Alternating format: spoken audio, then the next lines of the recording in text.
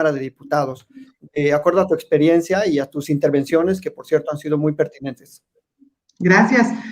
En primer lugar, destacar que somos todavía la legislatura de la Cuarta Transformación de México, es decir, seguimos dentro del marco de la presidencia de la República, una presidencia que encabeza el licenciado Andrés Manuel López Obrador y que llega en el 2018 con una promesa de cambio verdadero a nivel nacional, donde se han fijado el proyecto político del partido al cual pertenecemos como un proyecto que busca acabar con la corrupción y generar las condiciones, en este caso legislativas, para que tengamos bienestar social y más igualdad. Y en ese sentido, bueno, la legislatura pasada ha hecho un enorme esfuerzo en materia, por ejemplo, de salud pública, en materia laboral, enormemente, el outsourcing, nosotros que nos corresponde la frontera, por ejemplo, la disminución del 8% del IVA, la disminución del ISR, el IVA en este caso que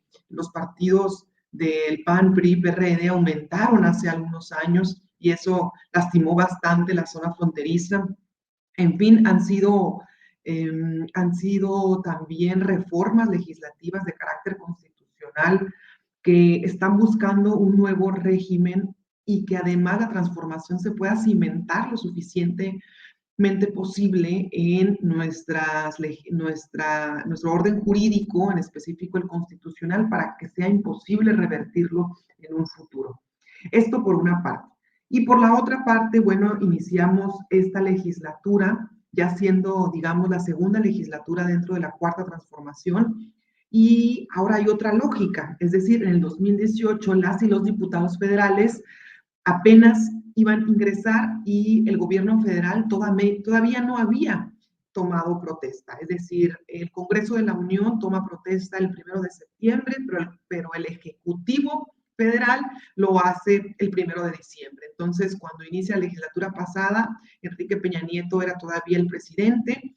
Y ahora a nosotros nos correspondió, por ejemplo, una dinámica muy interesante. Tuvimos reuniones plenarias con los ya secretarios de Estado por 3 años, es decir, hay proyectos nacionales y proyectos de programas y políticas públicas iniciados ya desde hace 3 años y que ahora nos corresponde a los diputados federales hacer pues una consolidación de estos proyectos a nivel nacional en cuanto a las leyes de nuestro país.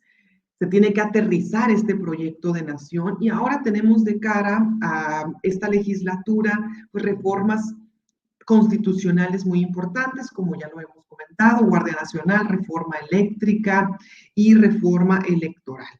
Entonces, además hemos estado integrándonos y se ha visto una nueva composición en esta legislatura.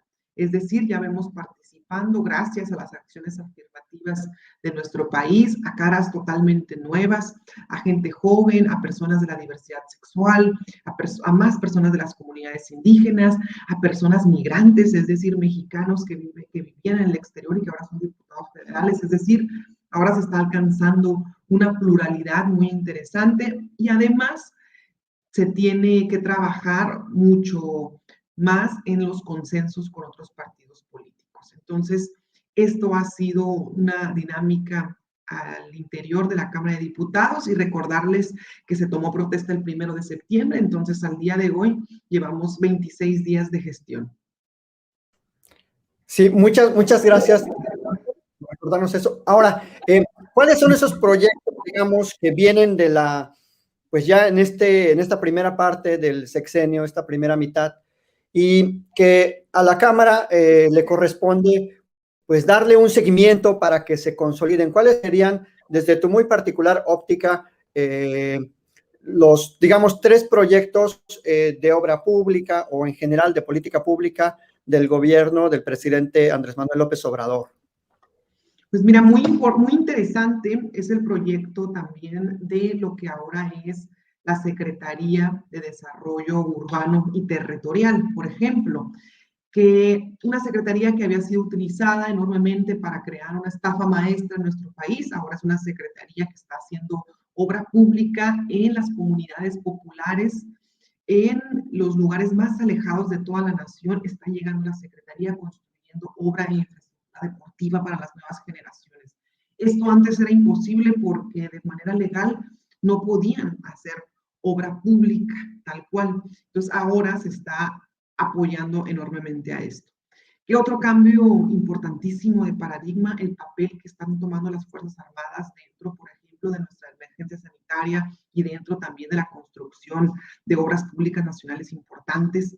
La obra pública que se está generando en el sureste de nuestro país para el desarrollo de toda esa zona que históricamente ha sido la zona marginada, en la que me atrevo a decir aquí, hay algunos diputados federales del PAN que siguen considerando a estados como Oaxaca y Guerrero como una carga para nuestro país, porque consideramos que ese es un argumento clasista y nosotros consideramos que no es así, que la diversidad cultural enriquece enormemente el proyecto político de nación.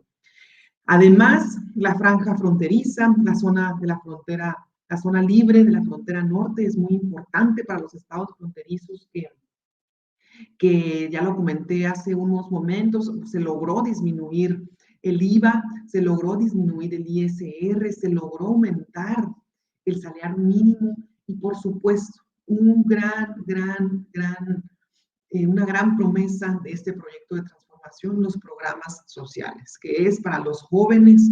Una servidora que es joven, pues aplaude enormemente el programa de jóvenes construyendo el futuro, el programa de jóvenes escribiendo el futuro, las becas Benito Juárez, las universidades Benito Juárez. Es un esfuerzo histórico que se está haciendo en este país. Por ejemplo, en Baja California solo tenemos una universidad pública y las demás universidades ya son privadas. ¿Qué alternativa le estábamos dejando a nuestras juventudes? Es necesario un programa para impulsar universidades públicas. Y además, bueno, ahora en la Cámara de Diputados se estarán buscando nuevas reformas, por ejemplo, ya las comentaba, Guardia Nacional, reforma eléctrica, reforma electoral, pero además hay algunos temas pendientes, como lo son ahora el aborto, con las recientes declaraciones y actos que ha hecho la Suprema Corte de Justicia, la ley de consulta, por ejemplo, otro gran tema, la revocación de mandato, que estamos ya unos días de que esto pueda ser posible, y uno de los grandes retos de este nuevo gobierno, por supuesto, el sistema de salud. Teníamos un sistema de salud precario, por más que lo diga la oposición, el seguro popular no funcionaba y como dice el presidente, ni era seguro ni era popular. El seguro popular constaba de un catálogo de servicios a los que la gente podía pues adquirir o podía tomar, y fuera de eso eran servicios que ya en automático los atendía la iniciativa privada. Entonces, ¿qué se estaba haciendo desde un principio? Privatizar la salud pública.